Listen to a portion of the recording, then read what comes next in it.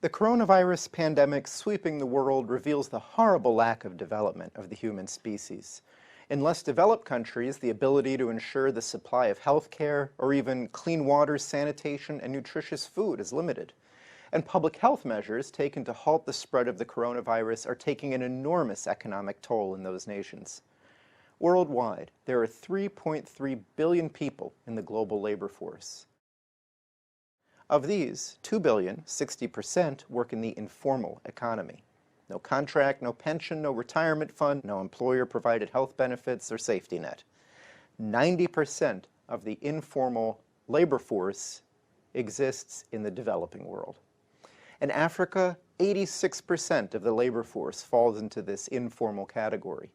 In Asia and the Pacific, the figure is 68%.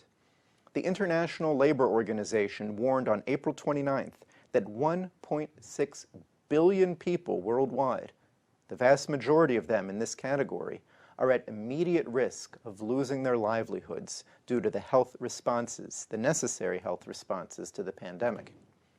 This precarious condition that a majority of the world's labor force falls into, scraping together a living day to day, this is the result of nearly 50 years of policies of preventing modern industrial development in the Third World. This must finally be reversed. There is another threat. Even the current health challenge isn't stopping the British Empire from doing everything in its power to prevent the United States from collaborating with Russia and China. Maniacal claims about the supposedly mortal sins of the Chinese Communist Party threaten to drive the US and China to war. We must immediately put a halt to these threats, break up this warmongering, and cooperate internationally to defeat the coronavirus now, build up health infrastructure for the future, and end poverty within a decade. Unfortunately, there are two sorts of dangerous lies that stand in our way. Early in April, a scandalous accusation was leveled against China by one of the British Empire's most fervent promoters, Niall Ferguson. The lie was that after shutting down travel within China from Wuhan and the surrounding area, international flights continued, ferrying sick Chinese around the world and spreading the coronavirus. There was no evidence for this sensational claim, which was definitively disproven by Professor Daniel Bell. How? Bell looked up the flight records. There were no international flights leaving Wuhan after domestic travel was shut down. It didn't happen. Or consider the despicable U.S. Secretary of State Mike Pompeo, who claimed that there was, quote, enormous evidence that the virus came from a laboratory in Wuhan. Where is this enormous evidence? Should we trust the man who bragged, I was the CIA director. We lied, we cheated, we stole. The second type of dangerous lie is the absurd claim that the coronavirus is no more dangerous or deadly than the seasonal flu. We've seen the footage of the overwhelmed hospitals in Wuhan, the exhausted healthcare workers, the length of the obituary section in northern Italian newspapers, the overflowing morgues there, and the packed hospitals in New York City. The coronavirus can cause pneumonia, other severe lung problems, blood clots, heart damage, and other afflictions, and it kills. Most people who catch it are contagious for days before their symptoms begin to show, if they do at all. Looking at the rate of total deaths reveals that yes, this is a real threat. The British Empire wants you to hate China, and it much prefers the current system of endless bailouts to a new system that ends the reign of finance and develops the world. The coronavirus can be the wake-up call to finally make this change. But of course, they would prefer that you tell yourself it's just the flu. Don't be a tool of those holding the world back. We do know how to defeat this virus and to increase our strength in ways that will prevent such pandemics in the future. Through the effective use of public health measures, a growing number of places around the world have brought their coronavirus cases under control. Actions taken by China, South Korea, New Zealand, Australia, Thailand, Iceland, and Taiwan, to name some examples, have brought the daily cases below 10% of their peaks. Some of these countries restricted domestic travel. Nearly all of them mandated masks, and some even supplied them. Many provided isolation facilities outside the home or strictly enforced self-quarantine, and contact tracing via cell phones was used. Such countries can safely begin to relax some restrictions with high levels of testing and with contact tracing. Or take the case of the United States, which is definitely not among this group. At present, roughly 250,000 SARS-CoV-2 tests are performed every day in the United States. But to ensure adequate testing to identify cases of COVID-19 among people with symptoms and their contacts, as well as general population testing to learn more about the overall prevalence of the virus, we should be testing at a level of at least 1 million per day, if not 5 million, in the United States. Estimates for the number of people to perform contact tracing, which is calling confirmed cases, asking about their travel and interactions with other people, contacting those people and arranging for their access to testing, getting back in touch with them in a week to see how they're feeling, all of this. The estimates are that we need on the order of 100,000 people, which means hiring over 1,000% more than currently serve this role.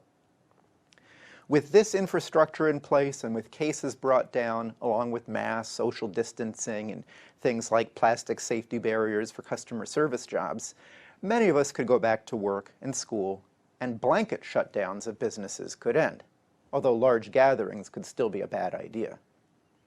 While the initial advantage the United States had by slowing the importation of cases early in the outbreak was lost by the failure to follow through with testing, tracing, and isolation, it is not too late to bring the situation under control, to crush the curve, to return to work, and enjoy seeing our friends again.